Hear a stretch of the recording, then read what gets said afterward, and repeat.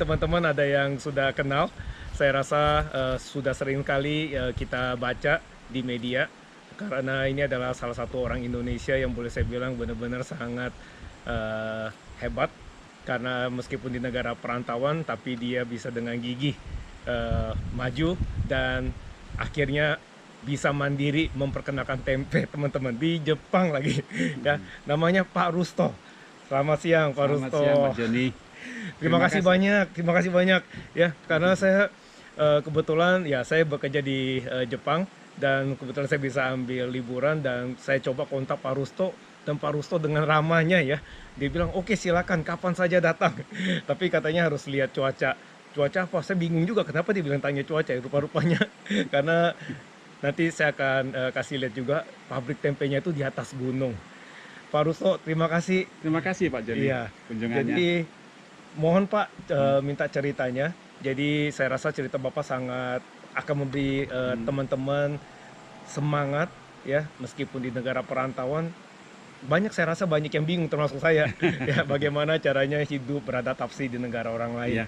Semoga Pak Rusto bisa berikan tips-tipsnya. Iya. Jadi saya akan tanya dan semoga Pak Rusto ya bisa memberikan share kepada teman-teman. Iya. Pak Rusto udah berapa lama ya di sini ya? Coba bisa perkenalkan ya, diri dulu baik, kenapa bisa sampai Ya, datang ke Jepang. baik. Terima kasih Pak Joni kedatangannya dan saya senang sekali kita bisa ngobrol di sini dan senang sekali juga saya untuk bisa share gitu. Jadi saya sudah 22 tahun ya di Jepang gitu. Dan saya mulai dari benar-benar dari basic, dari nol sekali, dan gak tahu apa-apa dulu. Dan tapi sebenarnya sebelum ke Jepang saya sudah banyak belajar. Saya sudah kerja di hotel selama 7 tahun. Saya bisa belajar bagaimana dealing with people, berhubungan dengan orang. 7 tahun hotel di Jepang Pak? Di Indonesia. Oh di Indonesia. Ya. Oke. Sehingga pada saat ke Jepang kami sudah ada semacam persiapan juga sebelumnya gitu. Persiapan apakah itu impian, persiapan apakah itu nanti saya ingin menjadi apa, dan terlepas dari sulitnya kehidupan di Jepang, dan memang saya sebelum ke Jepang sendiri pun saya sudah putuskan impian-impian saya sudah membuat impian, membuat goals itu sudah saya buat sejak sebelum saya tinggal di Jepang dulu. Begitu ceritanya. Dan sampai sekarang ini perjalanannya gitu. Jadi ya kalau saya lihat ke belakang ya sebenarnya yang saya lakukan itu ya menyenangkan Pak, menyenangkan. Jadi Pak Rusto sebelum datang ke Jepang sudah tahu nanti mau datang ke Jepang mau buat tempe. Bukan tempe, mau usaha. Oh mau usaha tapi masih belum tahu mau usaha apa. Iya betul, belum tahu. Karena pada saat itu ya saya senang kerja di hotel ya. Di hotel banyak orang asing tinggal di sana, kita banyak pengalaman, banyak sekali belajar. Saya senang kerja di hotel tapi bukan masa depan saya gitu. Oh begitu. Nah, saya perlu tantangan baru, dan pada saat itu ada tamu dan yang sekarang jadi istri saya diajak ke Jepang, dan saya katakan ya kalau saya diizinkan usaha di sana saya mau berangkat gitu. Dan istri saya bilang ya silahkan, nanti di Jepang kamu bisa melakukan apa yang kau mau gitu. Wah, by the way teman-teman, istrinya Nihonjin, orang Jepang loh. Ya. Kalau tidak salah 22 tahun ya pertama kali datang ke Jepang ya?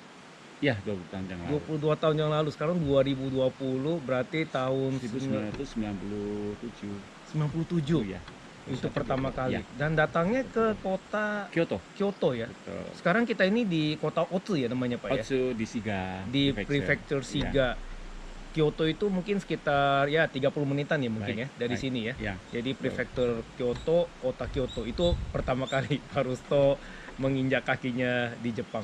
Terus pindah ke sini gara-gara usaha tempe ini Pak? Dulu memang di waktu di Kyoto itu kan usaha apa ini gitu. Jadi ya sebenarnya sih kalau waktu itu saya sudah ada persiapan, saya tahu yang saya fokuskan Pak. Saya nggak perlu minder, nggak bisa bahasa Jepang, saya nggak perlu minder, nggak ada modal, saya nggak perlu minder dengan yang lain-lain gitu, karena saya hidup dalam impian. Artinya saya sudah putuskan impian saya menjadi pengusaha, dan baru di situ saya fokuskan usaha apa gitu ya. Sebelum saya lakukan yang lain-lain, sebelum saya kerjaan di pabrik, sebelum saya kerja yang lain-lain gitu. Dan pada saat saya pengen putuskan apa, karena waktu di dalam rumah saya nggak bisa dapat ide apa-apa. Saya pinjam sepeda, saya keliling. Saya temukan di pasar di Kyoto tuh namanya Nishiki Market. Nishiki oke. Market itu pasar yang kuno Iya. dari dulu kala ya. Dan di situ saya lihat ada natto, di situ saya lihat saya ada susu kedelai, di situ ada juga tahu. Nah itu semua bahannya dari kedelai, dan saya pikir tempenya nggak ada gitu.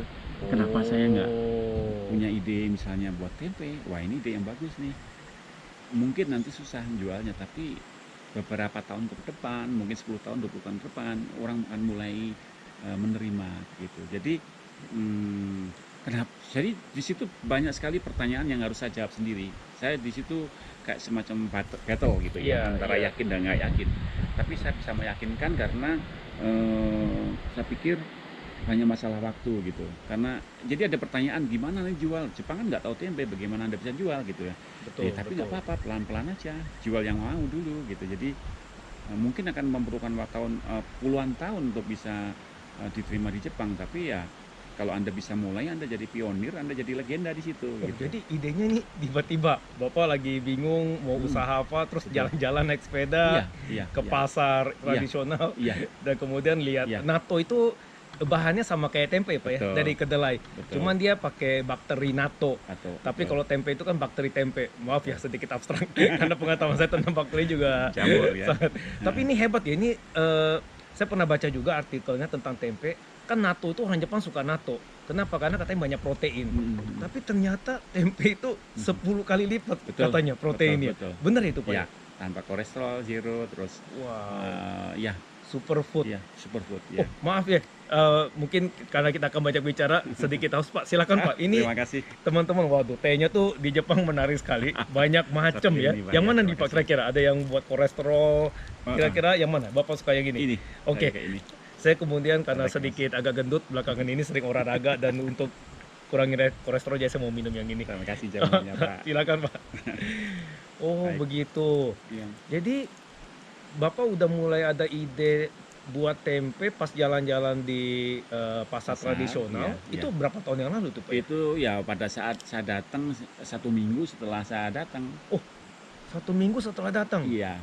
Dan pada saat seminggu itu kan saya di rumah ya, keluar sebentar. Betul. Tapi saya nggak dapat ide apa-apa di dalam rumah. Saya harus keluar gitu. Sebelum saya mencari pekerjaan, karena saya juga butuh hidup. Ya, ada istri juga gitu ya. Bayar apa tuh misalnya gas, listrik segala macamnya Pak. Tapi sebelum itu saya harus ketemu dulu, karena nanti saya kerja bukan untuk uang, saya kerja untuk belajar.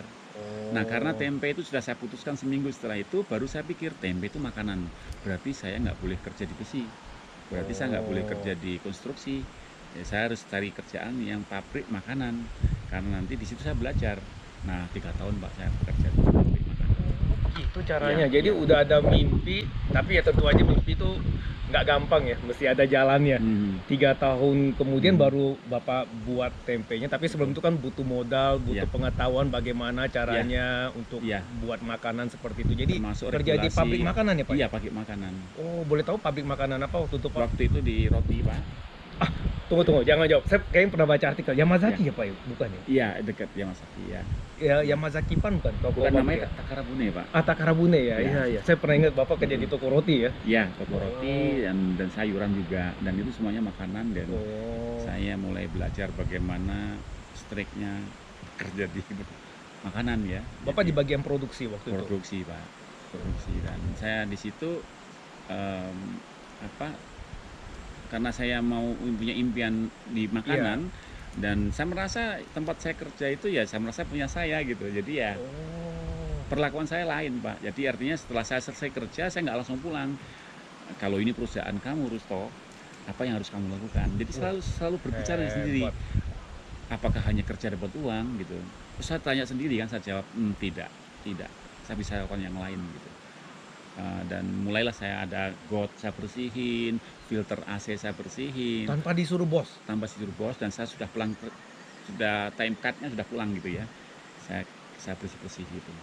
Dan Orang Jepangnya ngelihat Bapak waktu itu seperti apa jadi, Pak? ya awalnya enggak, karena saya lakukan kok saya hanya meyakinkan Iya, diri saya ini, iya, ini iya. perusahaan lo ini gimana kamu nanti gitu. Jadi sebisa saya lakukan gitu, bahwa saya mencintai kerjaan ini karena ini perusahaan saya gitu. Hebat. Padahal ya masih kerja baito ya di sana Betul, gitu. betul. Dan setelah 1 tahun lebih gitu, bos lihat gitu. Oh. Biasanya bos yang bersih toilet, kok ini kok bersih terus gitu. Dilihat kami, dipantau dari jendela. Ternyata dia lihat saya melakukan itu, saya skopin apa. Kalau kerja di sayuran kan itu kayak ada sisa-sisa potongan-potongan kan suka ngalir tuh. Betul, betul, Dan betul. jadi nyumbat di Iya. satu anu saya skopin gitu, saya skopin, saya bersihin. Dan Hebat. bos melihat, sekali lihat tapi dia diam. Berapa kali, 3 kali, 4 kali nampaknya sering dia lihat gitu. Saya dipanggil waktu itu, saya perhatikan kamu selalu lakukan yang orang lain nggak lakukan katanya gitu. Kenapa bisa begitu katanya begitu ya. Saya jawab, saya bersyukur bisa dapat kesempatan kerja di sini, saya banyak belajar. Saking saya menyukai kerjaan di sini ya, saya merasa ini punya perusahaan saya gitu. Bos waktu itu merasa apa ya, terharu atau gimana gitu. Jadi wow, pertama kali dia selama 40 tahun saya punya usaha ini gitu. Baru sekali saya dengar kata-kata seperti itu dari mulut kamu, Rusto, katanya gitu. Nah, terus dia nanya-nanya ya saya jawab, apa sih sebenarnya cita-citamu nanti? Langsung saja jawab, mungkin udah ada di kepala terus kan Iya, gitu kan. iya, Saya iya. ingin punya perusahaan makanan. Oh. Oh seperti ini? Wah bukan, saya bilang, ada yang lain. Dan itu makanan tradisional Indonesia, saya ingin promosi makanan itu ke Jepang gitu. Dia bilang, aku yakin kamu bisa. Oh. Dari sikapmu, aku tahu kamu bisa. Bosnya orang Osaka, Pak ya? Orang Kyoto. Oh, orang Iya, Kyoto ya? Iya. Oh. Dan kalau kamu punya kesulitan apapun, tanya saya, katanya gitu. Oh. Sampai sekarang masih berhubungan? Masih karena berhubungan memang baik. iya, karena memang apa yang saya suka bicara diri sendiri, saya jawab sendiri, Pak. Iya. Tapi kalau hal-hal yang mengenai saya belum punya pengalaman di sisi itu atau di bidang itu, saya mesti tanya ke bos. Oh. Dan dia bilang yakin bisa, dia bilang gitu. Dan saya banyak belajar di situ. Akhirnya saya dibebaskan untuk di bagian mana aja gitu. Saya muter aja, termasuk di kantor, termasuk di gitu. Jadi termasuk di tempat produksi, termasuk di tempat packing, pengantaran, delivery, semua saya lakukan. Dan bos saya senang. Jadi Bapak kerja di sana 3 tahun. Ya. Setelah itu Bapak Sambil kerja memutuskan ya. berhenti. Enggak, jadi sambil kerja di pabrik, saya Iya. buat tempe, saya jual. Oh, waktu itu buatnya bukan di sini, Pak ya? Bukan di Kyoto. Masih di rumah, Di Kyoto ya. di Kyoto. Iya. Oh, Bapak buat home Iya. production jadi ya, buat di production rumah. saya promosikan, saya coba teman-teman, ayo ini impian saya, ini masa depan saya. Bapak promosikannya jualnya ke teman-teman Indonesia atau Ada orang orang Jepang juga? Indonesia, teman-teman kerja di perusahaan, di pabrik juga gitu. Tapi saya masih kerja, Oh. Pak. Jadi ya saya mesti harus butuh biaya hidup juga kan. Iya, di situ. betul, betul, betul. Dan ya 3 tahun nggak lama gitu. Karena ya tiap hari ya suatu saat nanti saya akan punya usaha tempe dan saya akan produksi, akan saya lakukan dengan senang hati, segala macam saya buat di sini. Jadi sebenarnya masalahnya apakah ada masalah? Banyak sebenarnya, cuma nggak kepikir kadang. Betul, betul. Masalah itu kan nggak harus ditangani, Pak. Iya. Kadang-kadang nggak usah dipikir aja, udah lewat, tahu-tahu udah sampai sana gitu. I see. Bukan berarti kita mengelak, tapi kadang-kadang kita tuh terlalu takut dengan sesuatu yang nggak akan terjadi. Permainan pikiran aja sebenarnya. Betul, betul. Tapi betul. kalau kita sudah ada impian jelas, goals yang jelas, goal jangka pendek, goal jangka panjang gitu, jangka panjang tetap ada, sudah tergambar di kepala, kita nggak akan mana-mana. Oh. Sama juga kalau kita main musik, nggak perlu kita suruh tangan ini pakai kunci, setelah ini kunci, enggak, dia sudah main kan, sudah punya Gitu ya? sendiri ya, kayak gitu. Terus jadi Bapak ya sambil kerja baito itu part time ya. Jadi part time di toko roti, kemudian ya karena mimpinya mau buat tempe. Jadi udah home production Iya. dan ya marketing sendiri. Ya Betul. tentu aja saya rasa pasti nggak gampang ya marketing ya. Ya.